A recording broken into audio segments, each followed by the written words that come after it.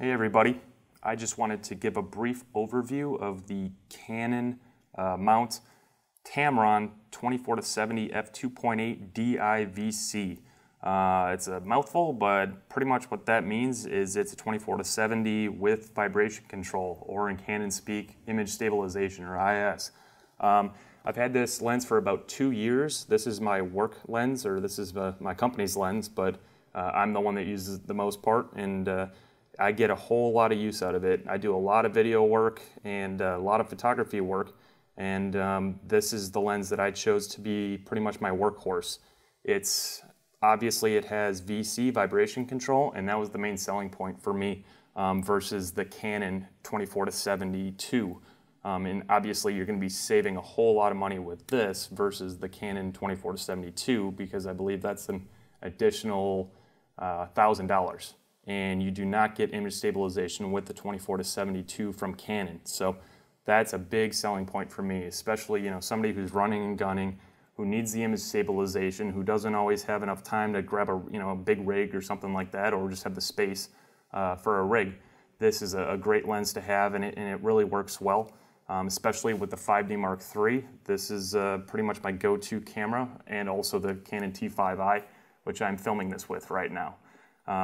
Just give you a brief overview of it. It's a pretty hefty lens. It feels good, but it's big. I mean, this is a big lens, and if you've ever seen the Canon 24-70, you'll know that that's a big lens as well.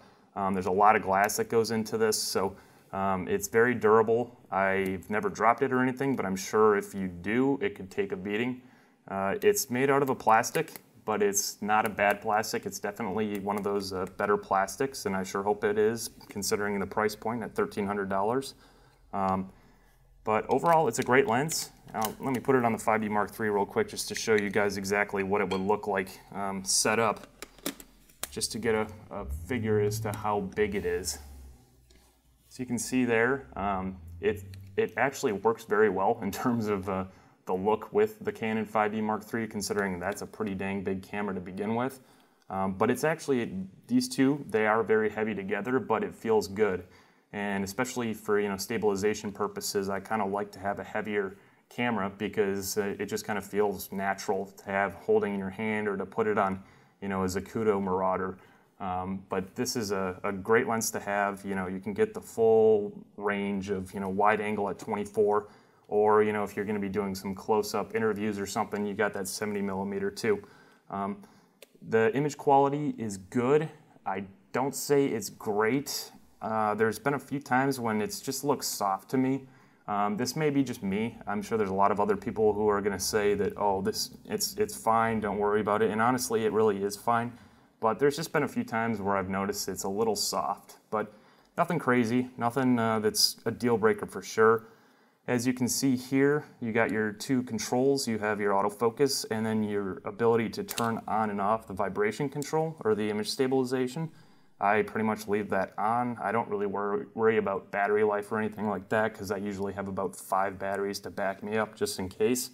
But overall, I definitely recommend this if you're a videographer, photographer, or both. It's going to be your workhorse. I would love to constantly use a 50mm or an 85mm. The problem is it's just it's not practical, and it doesn't give you image stabilization like this. Hopefully in the future they will have in-body image stabilization like the new Sony A7 Mark II, which I'll actually be getting here in the next few weeks, which I'm going to do a review of as well. So if you have any questions, just let me know. Thank you very much.